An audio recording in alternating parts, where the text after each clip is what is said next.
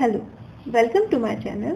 मैं हूँ डॉक्टर नीरू चौधरी और हम पढ़ रहे हैं डिस्कनेक्शन, जिसके अंदर आज हम पढ़ने वाले हैं पहले तो थोड़ा सा स्ट्रेटेजिक बॉन्ड, देन कोरिस सिंथान कॉन्सेप्ट और फिर हम पढ़ेंगे CX bond disconnection.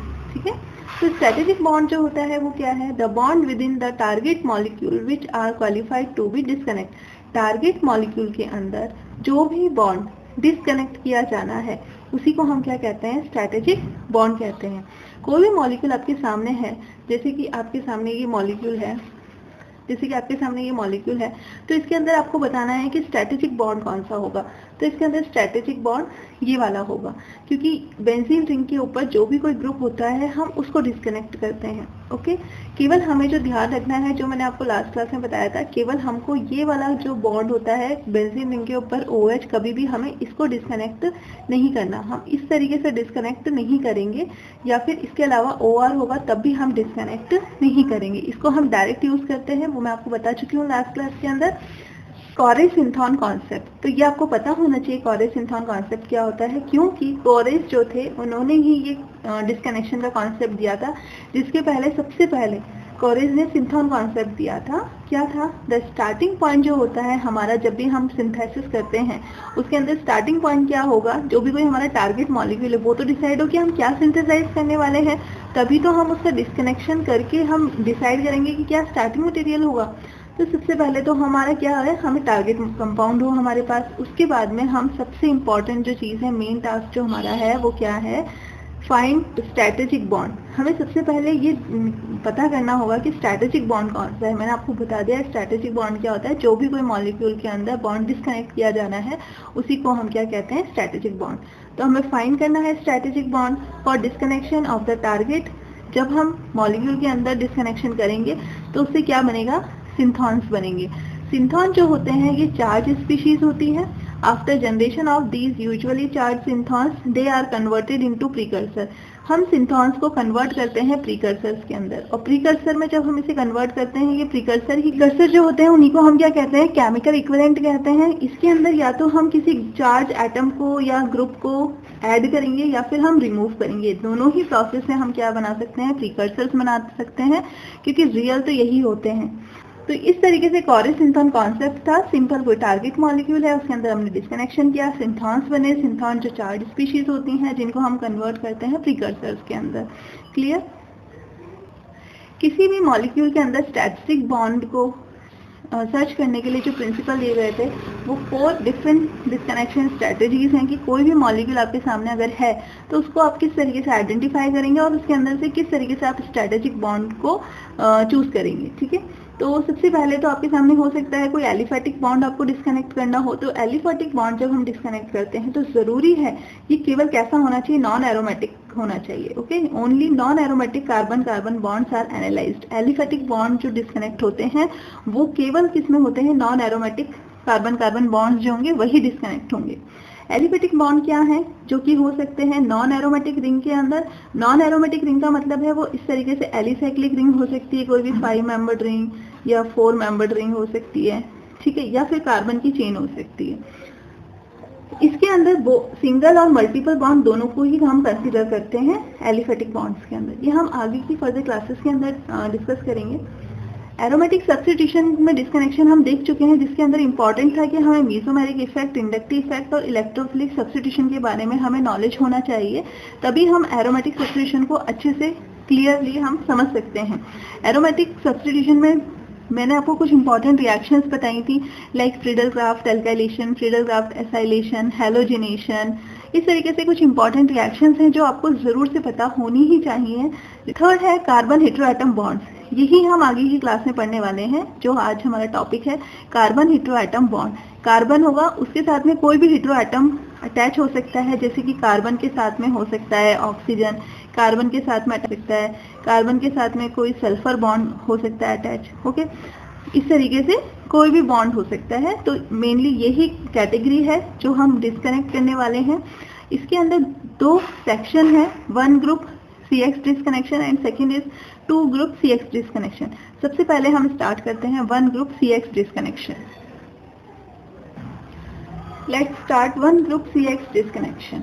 C6 disconnection सबसे इजी है क्योंकि इसके अंदर हम इजीली लोकेट कर सकते हैं जो भी कोई बॉन्ड हम डिस्कनेक्ट करने वाले हैं। Compounds in which position of disconnection can be easily located. Example जैसे कि एरोमेटिक कंपाउंड अगर आपके सामने है तो अभी मैंने आपको बताया था कि रिंग के साथ में कोई भी ग्रुप अटैच हो तो हम उसको इस तरीके से डिस्कनेक्ट कर सकते हैं। बस हमें जो ध्यान रखना है वो ये वाला पॉइंट ध्यान रखना है कि OH या OR जो अगर अटैच है अकॉर्डिंग टू हमने जो ऑर्डर ऑफ इवेंट पढ़ा था उसके अंदर अकॉर्डिंग टू गाइडलाइन 6 था हमारा 6, जिसमें हमने कहा था कि OH और OR जो होता है उसको हम डिस्कनेक्ट नहीं करते हैं।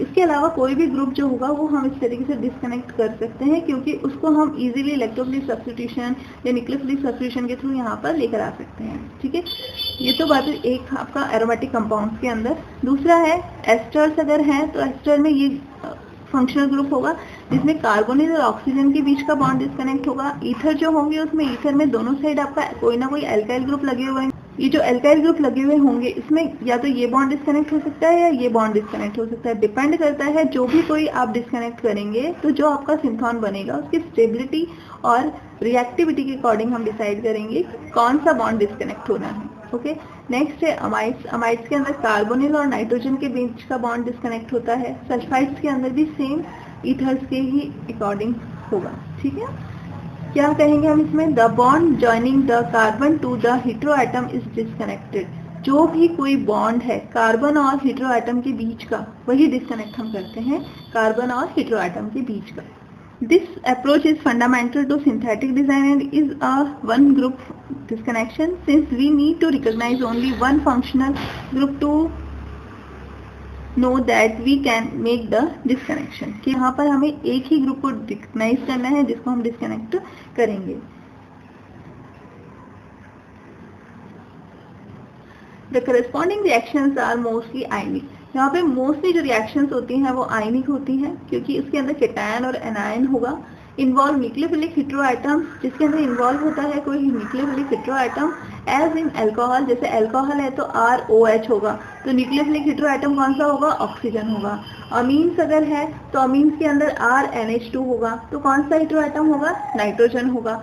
हर किसी की जो इलेक्ट्रॉन नेगेटिविटी है वो कार्बन से ज्यादा होगी, इसलिए हमने कहा है न्यूक्लियोफिलिक हेटेरोएटम जो है वो इन्वॉल्व होता है। थायोल्स जो होंगे उसमें RSH होगा तो S होगा यहाँ पर। ठीक है, carbon is less electronegative atom than X। जो भी कोई यहाँ पर X है, जैसे सल्फर है, यहाँ पे नाइट्रोजन है या ऑक्सीजन है, उसकी इलेक्ट्रॉन नेगेटिविटी जो होती है कार्बन से हमेशा ज्यादा ही होगी। So disconnection through CX bond gives a cation and anion. ठीक है, अगर CX बॉन्ड डिस्कनेक्ट होता है और जिसकी इलेक्ट्रॉन नेगेटिविटी ज्यादा होती है उस पर तो आता है नेगेटिव चार्ज और जिसकी इलेक्ट्रॉन नेगेटिविटी कम होती है उस पर आता है पॉजिटिव चार्ज। इस तरीके से बॉन्ड जब डिस्कनेक्ट होंगे तो उनके ऊपर यही चार्जेस आएंगे। अब यहाँ पे आपको ये देखना है जो रिएक्शन है, मान लीजिए RX कोई कंपाउंड है, यहाँ पे कोई भी हीटेरो एटम है और एल्काइल ग्रुप है। जब हम इस बॉन्ड को डिस्कनेक्ट करेंगे तो एरो के ऊपर हम लिखेंगे कार्बन X, जो भी बॉन्ड डिस्कनेक्ट होने वाला है। अगर यहाँ पर OH है तो हम लिख सकते हैं कार्बन ऑक्सीजन, अमीन है तो यहाँ हम लिख सकते हैं कार्बन नाइट्रोजन, अगर थायोल है तो हम यहाँ लिख सकते हैं कार्बन और सल्फर। ठीक है, तो यहाँ पे ये X कुछ भी हो सकता है।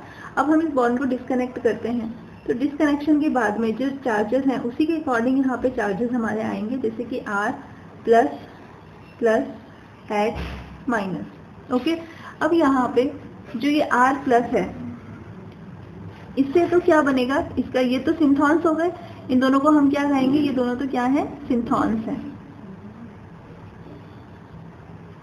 ये दोनों सिंथॉन्स है। अब इससे हमें केमिकल इक्विवेलेंट्स बनाने होंगे या हम कहें प्रीकर्सर्स तैयार करने होंगे। तो प्रीकर्सर्स जब हम रेडी करते हैं तो इसमें हम कोई भी ऐसा लगा सकते हैं जो एनायन हो, जैसे मैंने यहाँ पे ये Y लगा दिया। अब ये जो Y है ये Y हो सकता है या तो ब्रोमीन हो सकता है, ब्रोमीन, क्लोरीन, कुछ भी हो सकता है, कोई भी क्लोराइड मतलब हेलोजन हो सकता है। ठीक है, कोई भी हेलाइड। उसके अलावा यहाँ पे और क्या हो सकता है, OTS हो सकता है, उसके अलावा OMS हो सकता है, एक्सेट्रा। यहाँ पे आपको केवल इतना ध्यान रखना है, यहाँ हम जो भी लेंगे वो बेस्ट अच्छा लिविंग ग्रुप होना चाहिए। यहाँ पे ये जो Y होगा वो ऐसा हो जो अच्छा लिविंग ग्रुप हो, ताकि जब यहाँ पर ये X आए, न्यूक्लियोफिलिक सब्स्टिट्यूशन हो तो इजीली क्या हो जाए, यहाँ से सब्स्टिट्यूट हो जाए। तो यहाँ पे इम्पोर्टेंट ये है कि आपको क्या पता हो यहाँ पे जो रिएक्शन होने वाली है वो कौन सी रिएक्शन होने वाली है, सब्स्टिट्यूशन।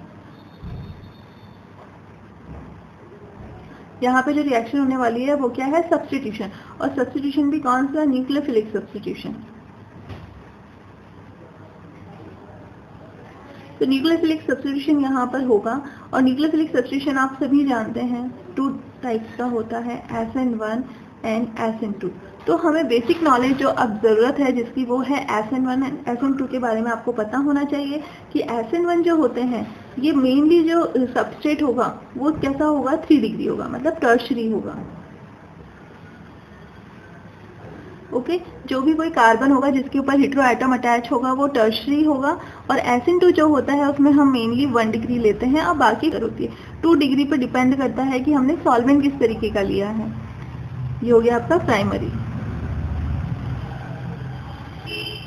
ओके, अब हम आगे नेक्स्ट देखते हैं। अभी ये तो मैंने आपको बेसिक बताया है कि किस तरीके से जो भी कोई carbon hetero atom bond disconnect होगा उसके अंदर ये सिंथॉन्स तैयार होंगे। अब यहाँ पे जो X है, अगर मान लीजिए हेलोजन है तो हेलोजन जो होगा इसका प्रिकर्सर मैं तैयार करूँ तो वो हो सकता है PX3 हो सकता है या फिर PX5 हो सकता है।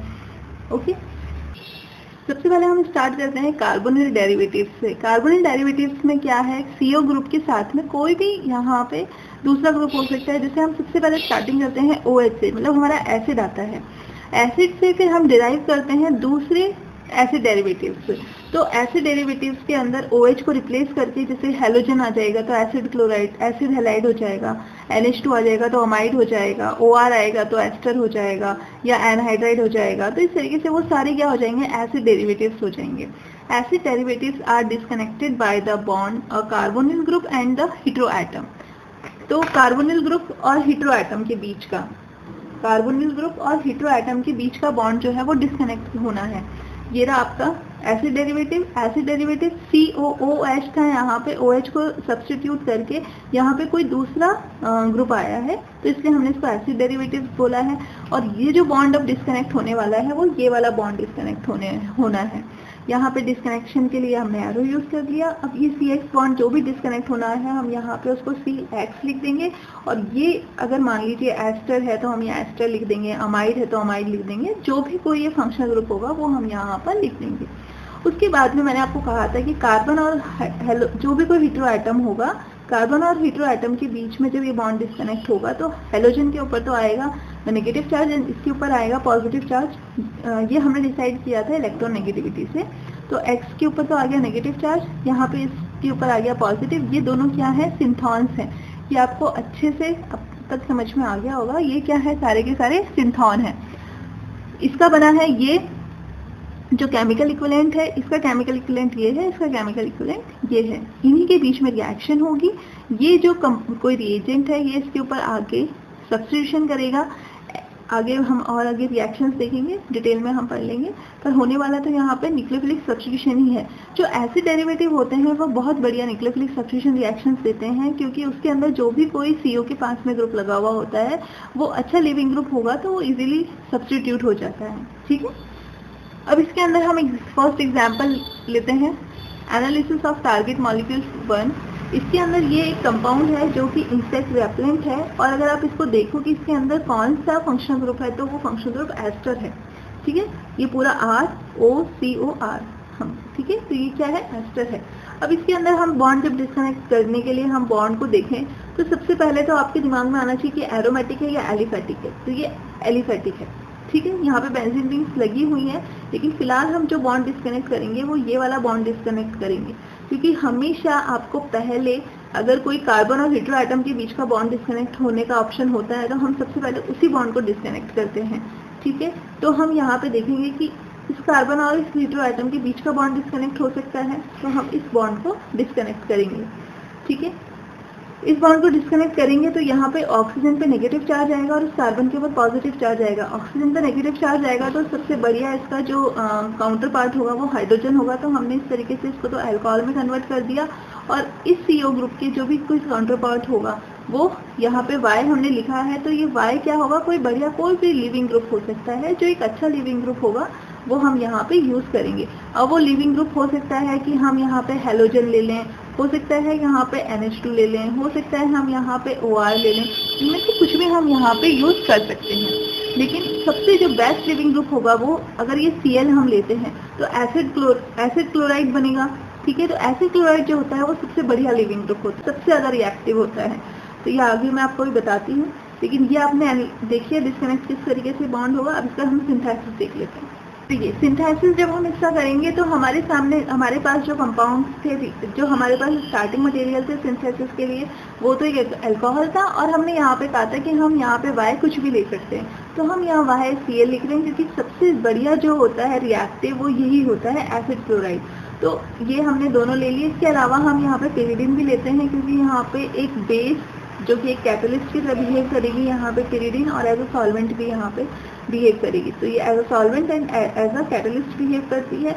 इन दोनों के बीच में रिएक्शन होती है, और रिएक्शन किस तरीके से होती है तो हम स्टार्टिंग से पूरा मैकेनिज्म को लेते हुए मैं आपको समझाती हूँ, ताकि आपको अच्छे से समझ में आए।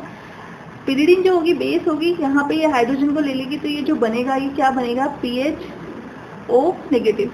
अब ये जो O नेगेटिव है ये क्या है, एक न्यूक्लियोफाइल है। न्यूक्लियोफाइल जो होगा ये अटैक करेगा इस कार्बन के ऊपर, तो ये जो Cl है ये यहाँ से सब्स्टिट्यूट हो जाता है और ये यहाँ पर आ जाएगा। तो जो हमारा टारगेट मॉलिक्यूल था वो था PHO, यहाँ पे ये CO और ये PH, ये हमारा टारगेट मॉलिक्यूल था। तो ये हमारा फॉर्म हो जाएगा। तो मैंने अब जो आपको बताया वो यहाँ पर कौन सी रिएक्शन हुई है, न्यूक्लियोफिलिक सब्स्टिट्यूशन रिएक्शन हुई है। इसमें से H निकला, इसने H लिया, यहाँ पे जो बना ये न्यूक्लियोफाइल का फॉर्मेशन हुआ। ये न्यूक्लियोफाइल यहाँ पे इस कार्बन के ऊपर अटैक करेगा और ये Cl यहाँ से सब्स्टिट्यूट हो जाएगा। ठीक है ना। तो आपको थोड़ा सा एक मैं आपको बता देती हूँ क्या होता है। SN2 में क्या है, जैसे कि मान लीजिए आपके यहाँ पे कोई भी इस तरीके से कोई एसिड डेरिवेटिव है। अब इसके ऊपर जब कोई रिएक्शन होगी SN2, तो क्या होगा, कोई भी न्यूक्लियोफाइल होगा, वो न्यूक्लियोफाइल यहाँ पे अटैक करेगा इस कार्बन पे। ये इलेक्ट्रॉन यहाँ से यहाँ आएंगे और ये RCO माइनस, ये न्यूक्लियोफाइल, और ये कोई अपना Y। ठीक है ना, ये कुछ भी हो सकता है। अब क्या होगा इसके अंदर, ये जो Y है ये यहाँ से सब्स्टिट्यूट होगा, ये इलेक्ट्रॉन वापस यहाँ से यहाँ आएंगे, तो RCO एंड ये न्यूक्लियोफाइल। तो इस तरीके से ये SN2 रिएक्शन होती है, जो आपको पता होना चाहिए कि इस तरीके से मैकेनिज्म चलता है। ओके, अब ये देखिए मैंने यहाँ पे एक आपको लिख के बताया है कि क्या क्या एसिड डेरिवेटिव्स होते हैं। ये एसिड है, इस एसिड डेरिवेटिव से अगर हम SOCl2 लेते हैं तो SOCl2 के साथ में या PCl5 के साथ में जो हम रिएक्शन कराते हैं तो एसिड क्लोराइड होता है।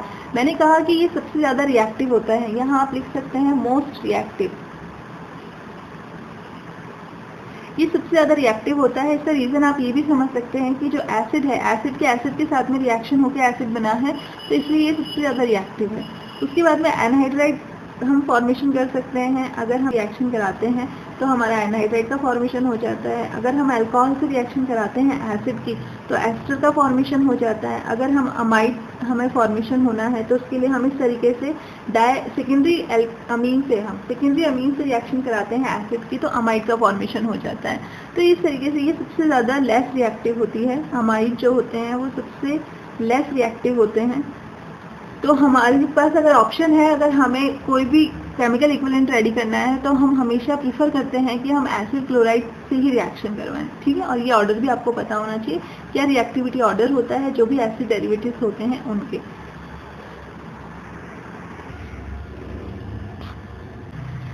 नेक्स्ट एग्जाम्पल देखिए, एनालिसिस ऑफ टारगेट मॉलिक्यूल 2, जिसमें हम प्रोपेनिल ले रहे हैं। इसका नाम प्रोपेनिल है और इसे यूज किया जाता है as a weed killer rice fields के अंदर। ओके, तो हम जितने भी एग्जाम्पल देखेंगे, ये एक बढ़िया बुक जो मैंने आपको स्टुअर्ट वॉरेन बताई थी उसमें से है। तो एग्जाम के अंदर क्या है, डायरेक्ट अच्छे ऑथर की जो बुक्स होती हैं उनसे डायरेक्ट एग्जाम्पल आते हैं। तो मैं सारे एग्जाम्पल्स मैं आपको वही करवा रही हूँ। ये जो कंपाउंड है इसके अंदर अगर आप ऑब्जर्व करें तो मैंने आपको कहा है कि बेंजीन रिंग की और कोई भी ग्रुप जो है इसको तो हम बाद में देखते हैं। सबसे पहले हमें देखना होता है कार्बन और हेटेरो एटम अगर कहीं पर है तो हम पहले उस बॉन्ड को डिस्कनेक्ट करते हैं। और कभी भी बेंजीन रिंग का कार्बन और हेटेरो एटम वाला बॉन्ड हमें इस कंडीशन में तो हमें डिस्कनेक्ट नहीं करना है। हमें हमेशा एलिफेटिक जो बॉन्ड होता है जिसमें कार्बन और कोई हेटेरो एटम होगा उस वाले बॉन्ड को डिस्कनेक्ट करना है। ओके, तो यहाँ पे हम इस बॉन्ड को डिस्कनेक्ट करते हैं इसलिए हमने लिखा है कार्बन नाइट्रोजन। ये कौन सा बॉन्ड है, अमाइड है, तो अमाइड। तो आपको हमेशा ध्यान रखना है एस्टर है, अल्कोहल है, थायोल है या अमाइड है, तो सबसे पहले तो आपको यही अगर दिख जाता है तो हम इसी बॉन्ड को डिस्कनेक्ट करेंगे। उसके बाद में जब हम इसको डिस्कनेक्ट कर देते हैं तो आपको पता है नाइट्रोजन के ऊपर नेगेटिव चार्ज आएगा और इसके ऊपर पॉजिटिव चार्ज आएगा। पॉजिटिव वाले के ऊपर हम कोई ना कोई ग्रुप लगाएंगे, जिसमें हमने सबसे बढ़िया किसको बताया है, एसिड क्लोराइड को। तो हमने एसिड क्लोराइड बना दिया इसका। इसके वाले पार्ट के अंदर हम नाइट्रोजन के ऊपर नेगेटिव चार्ज आएगा और नेगेटिव का काउंटर पार्ट मैंने हमेशा आपको मैक्सिमम मोस्टली केसेस में आपको हाइड्रोजन ही मिलेगा, तो यहाँ पर हमने हाइड्रोजन लगा दिया, ठीक है ना। कोई भी हो जिसके ऊपर क्या आ रहा है, नेगेटिव चार्ज आ रहा है, उसको आप हमेशा H लगा सकते हैं वहां पर, क्योंकि हमने जब गाइडलाइंस पढ़ी थी तो बेंजीन रिंग के ऊपर भी नेगेटिव चार्ज आता तो वहां पर भी हमने हाइड्रोजन ही सब में यूज किया है। ये हो गया। अब क्या करना है, हमें FGI करना होगा इस मॉलिक्यूल का। ये तो हम एज इट इज ही यूज करेंगे जब रिएक्शन का स्टार्टिंग होगा। तो ये जो कंपाउंड है इसका अब हमें FGI करना होगा। ये जो NH2 है इसको हमें कन्वर्ट करना होगा किसके अंदर, NO2 के अंदर, क्योंकि बेंजीन रिंग के ऊपर हम नाइट्रेशन कर सकते हैं, कभी भी NH2 को नहीं लेकर आ सकते। तो अब हम इसका क्या करेंगे, हम इसका FGI करेंगे, फंक्शनल ग्रुप इंटर कन्वर्जन करेंगे, और यहाँ से यहाँ आने पर NO2 से NH2 पर आने पर क्या हुआ था, रिडक्शन हुआ होगा। तो इसलिए हमने डिस्कनेक्शन करते टाइम पर हमने रिडक्शन लिखा है यहाँ पर, ओके। FGI किया है जिसके अंदर हमने यहाँ रिडक्शन लिखा है। अब इस मॉलिक्यूल का NO2 ग्रुप जब हम बेंजीन रिंग के ऊपर लेकर आते हैं तो CN बॉन्ड का फॉर्मेशन होता है। इस बेंजीन रिंग का कार्बन और नाइट्रोजन के बीच में बॉन्ड का फॉर्मेशन होता है, इससे CN लिखा है यहाँ पर, और नाइट्रेशन कहेंगे उस रिएक्शन को। और बॉन्ड कौन सा डिस्कनेक्ट होगा, ये वाला। यहाँ से डिस्कनेक्ट हो गया तो ये क्या बन गया आपका, ये मॉलिक्यूल बन गया।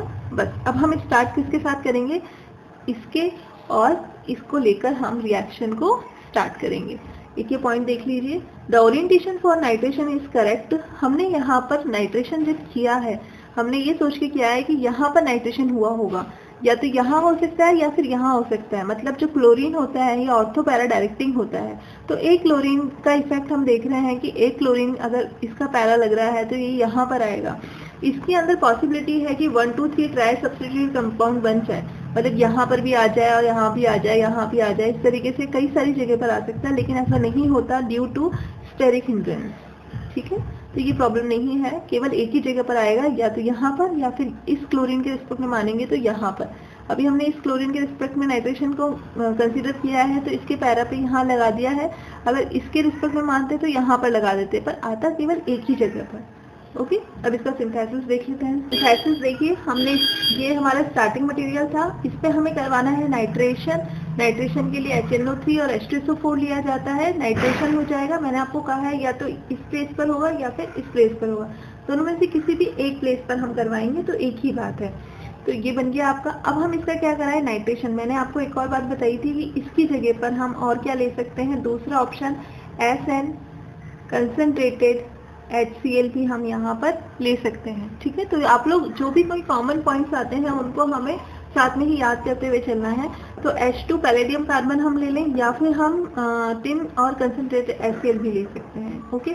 अब इसका क्या हो जाएगा, रिडक्शन हो जाएगा, ये NH2 में कन्वर्ट हो गया। अब क्या होगा, यहाँ पे इस कार्बन के ऊपर SN2 होगी। किस तरीके से, यहाँ पे कोई ना कोई हम साथ में और क्या लेंगे, बेस भी लेंगे। वो बेस क्या करेगा, यहाँ से H को निकालेगा तो ये NH2 माइनस के अंदर कन्वर्ट हो जाएगा। वो NH2 माइनस एक न्यूक्लियोफाइल की तरह बिहेव करेगा और इस कार्बन के ऊपर अटैक करेगा और ये Cl यहाँ से सब्स्टिट्यूट हो जाएगा। तो जो हमारा टारगेट मॉलिक्यूल था वो हमारा सिंथेसाइज हो जाएगा। टारगेट मॉलिक्यूल हमारा क्या था, ये हमारा टारगेट मॉलिक्यूल था, ठीक है ना। तो आप लोग देख सकते हैं कि ये वाला जो ग्रुप है ये जब यहाँ पर आएगा तो ये ही हमारा टारगेट मॉलिक्यूल का फॉर्मेशन हो जाएगा। COET ही तो आना है, मतलब C2H5 ही आना है।